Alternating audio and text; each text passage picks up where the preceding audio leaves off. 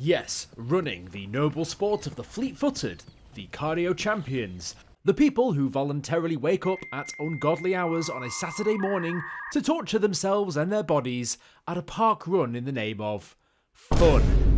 Yup, I've been asked on so many occasions when I'll be making my debut at my local park run.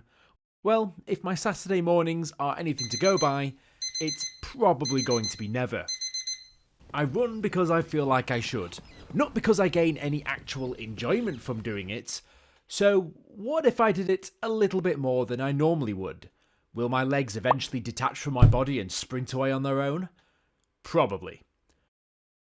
So, taking this from one bed-rotting extreme like my normal daily life, let's flip it on its head and find out the drastic consequences of excessive running.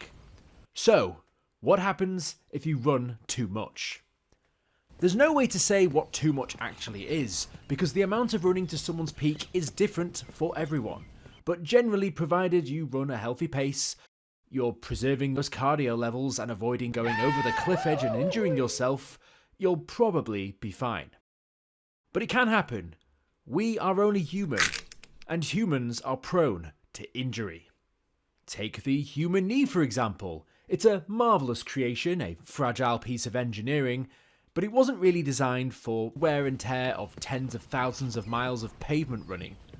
Run too much and your knees will start to buckle under the weight of your own runner's ego. Patellar tendonitis, runner's knee and general joint rebellion are all potential risks here. Your knees might even just decide to stop working altogether and start demanding better working conditions. But unfortunately, the game's the game, brah. There's no HR in this body. You could give yourself a nasty injury for overuse, such as shin splints, stress fractures, and other injuries which aren't just repetitive strain injury by playing League of Legends all day long.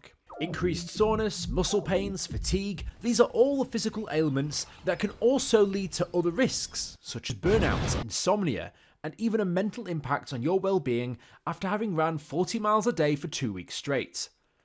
I mean, who wants to do that, am I right? This has surely got to do some damage to even the strongest-willed individuals. So yeah, the aches and pains, they're not great. But hey, at least I got this neat pair of running shoes on my feet. That pair of running shoes, mind you, the one that you spent half your paycheck on to buy, yeah, they have a lifespan, and you are shortening it with every mile you run. Run too much, and before you know it, your once supportive running shoes will now resemble a sad floppy pancake. The cushioning will be gone, and the soles will be thinner than a piece of cheap toilet paper. You'll keep convincing yourself that there's a few more miles in them yet, but deep down, you know the truth. Runner's feet are not for the faint of heart. Blisters, oh, you'll get plenty. Lost toenails, it's a rite of passage. After a while, your feet start looking like they came straight out of a Bigfoot documentary, rather than something of a dedicated athlete. Pedicures? Pfft, forget about it. They'll take one look at your feet and suggest amputation instead. Look, I don't want to push anyone away from this. Running is fantastic for your health, your mind, and your general ability to have something to talk about out at the party, besides how the weather is. But like anything in life, too much of anything is bad for you. Yes, even a healthy and energetic life choice, such as running, which too much can certainly have a bad impact on you. So you might be wondering how some people can run monster multi-marathon length stints, which us mere mortals can only dream of. I would say it's genetics, or a dedicated and determined training regime to build up one's physical ability to pull off a stunt like that. But I think it's more likely just that these people are sheer forces of nature that we have yet to understand.